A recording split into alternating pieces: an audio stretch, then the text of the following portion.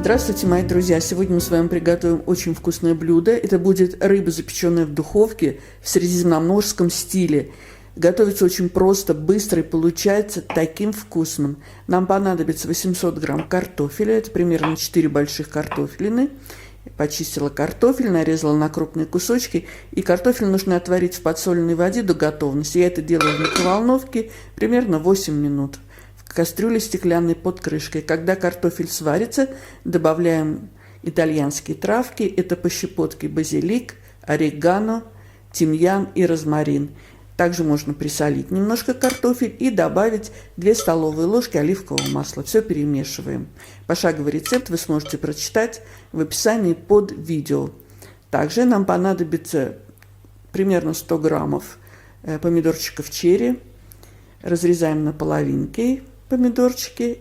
Добавляем горсть кедровых орешков, горсть изюма и 2 горсти маслин. Тоже присаливаем немножко и добавляем еще 2 столовые ложки оливкового масла. Все перемешиваем. У меня рыбное филе, это семга. Филе было замороженное. Я его разморозила, нарезала на порционные кусочки. Можно взять филе любой рыбы. Уверяю вас, будет вкусно. Выкладываем в форму, в которой будем запекать, немножко присаливаем. И выкладываем подготовленный отварной картофель со специями.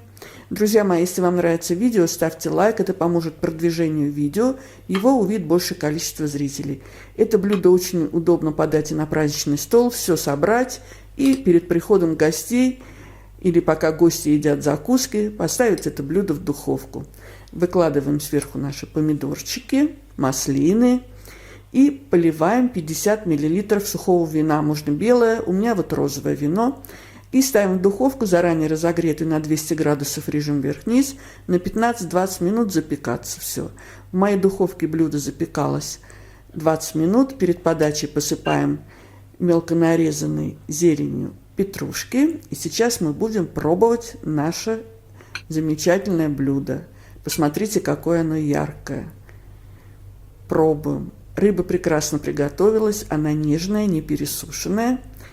Картофель тоже очень ароматный, и маслинки, и помидорчики. В общем, очень вкусно. Друзья мои, приготовьте, вы видите, совсем не сложно, достаточно быстро и получается очень вкусно.